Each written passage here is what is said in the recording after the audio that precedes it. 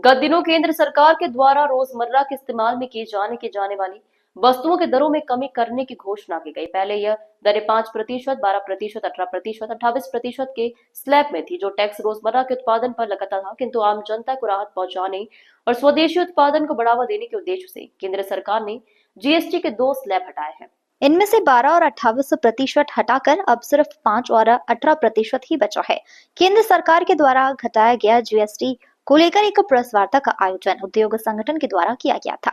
औद्योगिक संगठन के अध्यक्ष योगेश मेहता ने जानकारी देते हुए बताया कि सरकार के द्वारा उठाया गया इस कदम की औद्योगिक संगठन सराहना करता है, किंतु कुछ परेशानियां भी है, जिसमें यह आकलन निकल कर आया है कि कुछ उत्पादन के रॉ मटेरियल पर जीएसटी 18% है, जबकि वह फिनिश्ड गुड बनकर तैयार होने के बाद 5% जीएसटी पर बिकेगा। व्यापारी को घाटा उठाना पड़ेगा।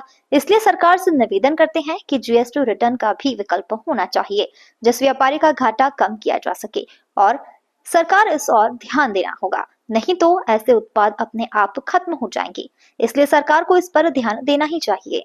ये जीएसटी में जो दरों को कम की गई है, लगभग 400 साढ़े 400 प्रोडक्ट ऐसे हैं जिनको कम की है और कुछ प्रोडक्ट ऐसे जिनके बढ़ाई है। तो अब जो हमारे 12% की जो कर दर थी और 28% की थी, उसे ख़त्म कर दिया गया है। तो सर्वप्रथम ये बहुत अभिनंदनीय विषय है कि इससे उत्पाद सस्ते होंगे, बाज़ार में पूंजी का प्रवाह बढ़ेगा, ख़रीदारी में लोगों की पूंजी अधिक होगी। 5% जीएसटी का जब चुकान करना होगा तो उद्योगों में भी क्रियाशील पूंजी जो है, वर्किंग कैपिटल, उसका एक संग्रहण अच्छा खासा हो जाएगा और इस प्रकार से हमारे जो उद्योग का पहिया है वो तेज़ गति से गतिमान होगा, प्रवाहमान होगा। इसमें हमारे जो नागरिक बंधु हैं देश के, उनको सस्ती दर पर सामान मिलेगा उपभोक्ताओं को, और उपभोक्ता इसमें अधिक से अधिक लाभान्वित होंगे। लेकिन इसमें कुछ इश्यूज़ भी आ रहे हैं कि अगर कई उद्योग ऐसे हैं जैसे कि क्राफ्ट पेपर, उनको मिल रहा है 18% की दर पर, और उससे जो उत्पाद बनेंगे, बक्से बनेंगे, वो 5% की दर पर बिकेंगे।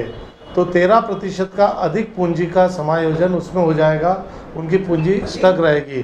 तो ये एक चिंता का विषय है कि ऐसे उत्पाद जिनका रॉ मटेरियल अधिक दर का है और फिनिश प्रोडक्ट अधिक सस्ते दर का है, जैसा फार्मा में भी होता कई बार, तो उसके लिए एक चिंतन का विषय है। तो ऐसे उत्पादों को रिवर्स आईटीसी रिफंड क्लेम के लिए पात्र करना चाहिए। तो ये उद्योगों की एक चिंता है कि जहाँ पर अधिक रॉ मटेरियल के दाम अधिक है और उत्पाद बने हुए उत्पाद की दर कम है, उन्हें रिवर्स आईटीसी में जाने का अवसर होना चाहिए कि वो इनपुट टैक्स क्रेडिट वापस ले सके। और बाकी मैं प्रधानमंत्री नरेंद्र मोदी जी, फाइनेंस मिनिस्टर निर्मला सीतारमण जी, इन सब का अभिनंदन करता हूं कि उन्होंने एक बहुत क्रांतिकारी निर्णय लिया, जिससे राजस्व में ज़रूर घाटा होगा, लेकिन देश की जीडीपी में कम से कम 2% की वृद्धि इस कारण से हो पाएगी। यही मेरा सबमिशन है।